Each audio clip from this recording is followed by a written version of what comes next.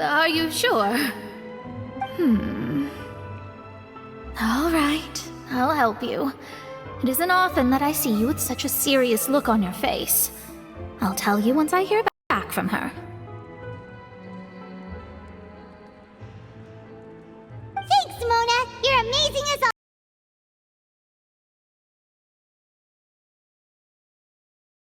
always! Oh, well, this is something only I can do after all. So yes, your praises are quite welcome. That's the greatest of astrologists for you! Of all the people we know, you know the star's the best! Indeed, indeed. That's the spirit. Oh, sorry. I came to see what all the commotion was about. If there's anything you need, do not hesitate to inform the Spina di Rosula. Oh, whoops. Guess we were getting a little too carried away there. Well, I'll go tend to my own business now. If I receive any news, I'll be sure to come find you two again. And there she goes, quick as rushing water. And here we are with the Spina guy giving us suspicious looks. If Paimon hadn't spoken for you, it'd be you getting all the weird looks! The things Paimon does for you! That's more like it.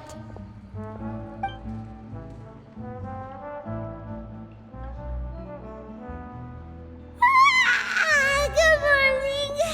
To be honest, Paimon's still feeling kind of sleepy.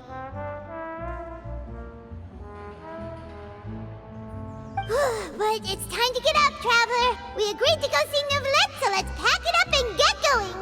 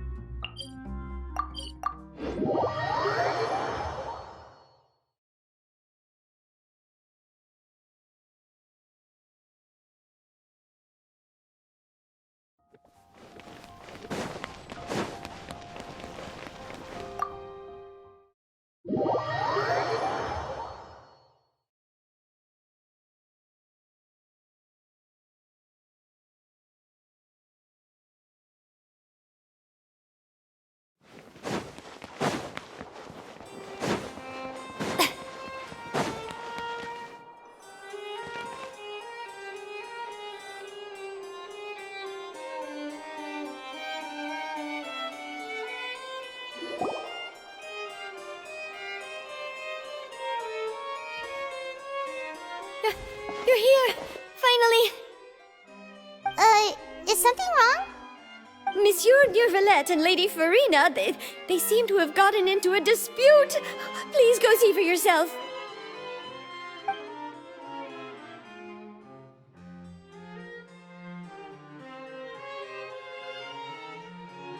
Like I said, I've already explained everything! And yet the problem has not been properly solved. There is little space for excuses between us. It is not my intention to offend you, but please, tell me where you stand. You are the Hydro Archon Focalor, are you not? Look at this. This is a list of the victims from the recent Poisson incident.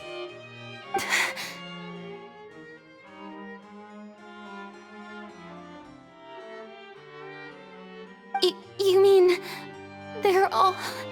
We did not arrive in time to avert this disaster, and I will not have it happen again. I will say this once more. You must tell me everything you know. Yesterday, I found 3 stone slates in some ancient ruins near Poisson. Do you know anything about those? Seriously? You're questioning me like this is a court case now. I don't know anything about that. But you found them in some ancient ruins, you say? That's correct, which is why I came to ask you some questions. There should have been 4 slates, but one of them was missing. The other 3 feature different images that seem to correlate to the prophecy. The prophecy? The second of these slates depicts the previous Hydro Archon Egeria kneeling before a floating island in the sky, as if confessing something. Do you know nothing of this either? I don't. I've never seen such slates. I'll ask you again. Do you really have no information regarding the previous Archon? My deciphering of the slates indicates that the Hydro Archon Egeria once had to confess to, or apologize for, a certain sin. If anyone would know about it, it should be you. All gods don't have the same secrets, you know. She was herself and I'm me. Is it really so strange that I know nothing? I understand your concerns, but I'm sorry. I just don't have anything to tell you. Forgive me for saying this now, Lady Farina, but I have long known of your various secret investigations into certain matters. There are several indications that you have been investigating the prophecy on the sly. This is not strange in itself, considering that you are the Hydro Archon. But it is strange that you should also claim to not know any of Egeria's secrets, as well as do nothing following your inquiries. You have never been as superficial as you have presented yourself to be, nor are you a fool. And yet, your behavior is very inconsistent.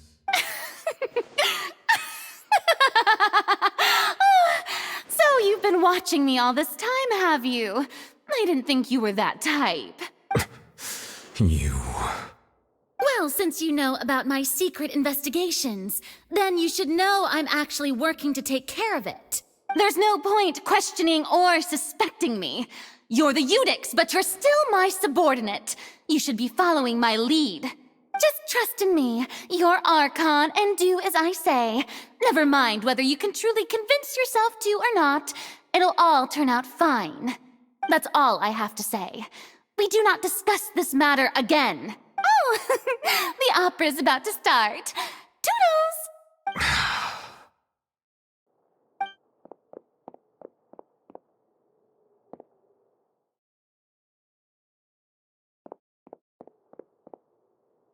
Did Farina not notice us standing by the door? Wonder what's up with her. She was smiling. Huh. She didn't seem in the mood to care if we were listening in or not.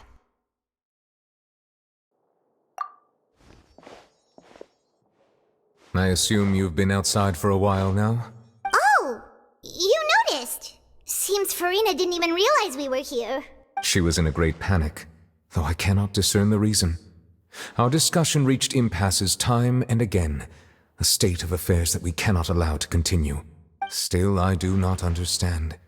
Dialogue is the basis for understanding, so why did she keep refusing to engage?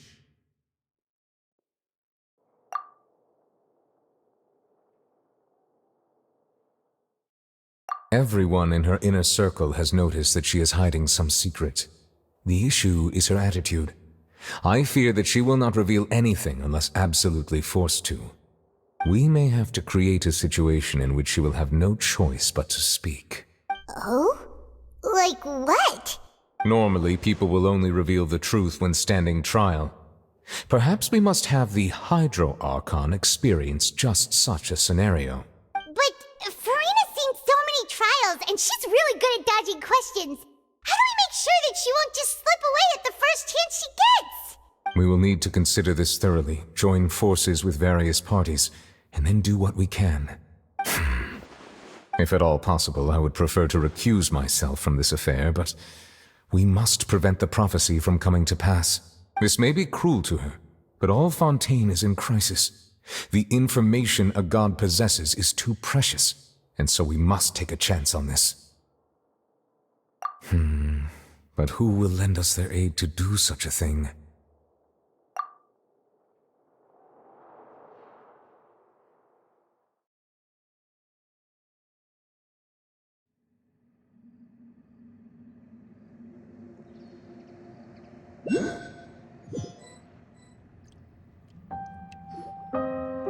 Well, that's everyone, huh? Speaking of which, it was pretty smart of you to think of hiding here. Poisson was just involved in a disaster, so it's presently devoid of people. That naturally makes it the best choice. And here you are drinking tea like it's the most natural thing in the world, huh? That's what family should do. sit and enjoy a leisurely time together. It's nice to enjoy tea here, you know? Care for a cup? Lend me your ears, everyone.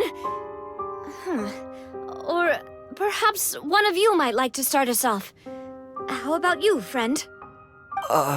Me? No, I don't think I can. Then, how about you, good sir? I fear that I will cause the mood on this boat to become as somber as it is in court. Well then, I guess we're lucky we've got a local like me to organize things. Wonderful, the spotlight at last. I guess I'll be facilitating things from here. That was a little long-winded, don't you think? Oh, you might be right. Anyway, to cut to the chase, our friend here, the Traveler, has brought us together to discuss something. As for what that is, well, let's start by saying that we'll be pooling our efforts together to create a series of traps. Oh, how intriguing. Well, it's just an expression, really. One that I just learned from Chlorand, and used on the spot. So, let's invite her to explain in detail. A round of applause, please. Huh? Didn't you say that you would be facilitating this? Oh, come now. Your work doesn't involve much public speaking, right? This is a good chance to practice. You might even pick up some fancy oratory tricks to impress your boss with in the future. I see. And what does my boss say? He is glad that you consider him your boss. Do go on.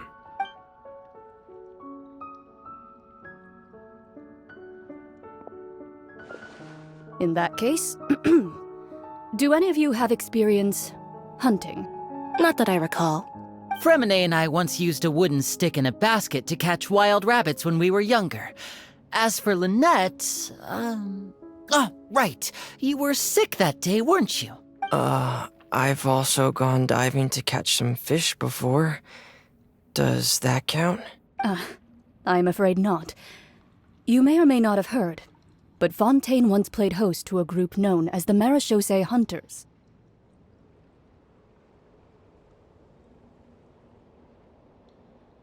Though that was their name, they did not hunt animals, but rather various monsters left behind by the ancient dynasty of King Remus. Today, Fontaine's monster population has already thinned greatly, so the hunters have blended back into society, taking up arms in other lines of work. They even left a unique methodology of hunting in their wake. A trap comprises of the following components: bait, a trigger, and a containment device. Sometimes a lethal implement will also be necessary to deal with the prey. So, if we were to build a trap together, right now, what would you choose to build it with?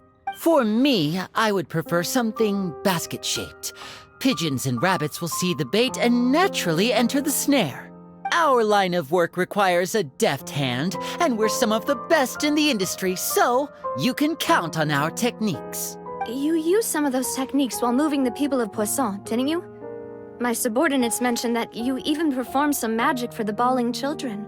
Yes, and I even managed to gather some intelligence in the meantime. I'm quite the multitasker if I do say so myself. I'm afraid I can't claim that as my strong suit. I prefer more stable methods, like placing bait in the water and waiting for the fish to come within reach. That's the kind of method I would count on. Calm and steady. Exactly the kind of person who would catch loads of fish. And I can be their assistant. With discretion, I'm sure. I'd probably use some sort of mechanical animal. Papa once bought me some small clockwork squirrels, mice, and such. When placed in the forest, they can attract others of their kind. I remember that you liked those too, didn't you? I did. And that would be a good way to go about it. If they're realistic enough, animals of the same kind will follow them all the way to the trap. What about you, Monsieur Neuvillette? I fear I do not have any related experience. That makes sense. You usually solve problems directly, without the use of any such tricks. But I do have one more question for you, monsieur. If we were to create a trap now, how would you design it? I would like for it to be effective, but bring no harm to the prey. A more gentle trap would be ideal. Kind, as always. However, our intention doesn't necessarily change the containment device and the type of implement we need. If we wanted to kill the prey in one strike, we would need a powerful implement. However, that also goes for prey that must be captured and safely contained. Wait, why's that? Only a hunter who's a true expert at subduing their prey can snare it without harming it. The line that divides life and death is often exceedingly thin.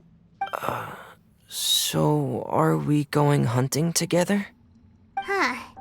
We hadn't thought of seeing ourselves as hunters. It kinda works, but maybe it's still not the best metaphor. If our means of capturing and dealing with our prey is to put them on trial, then the hunting metaphor is actually quite accurate.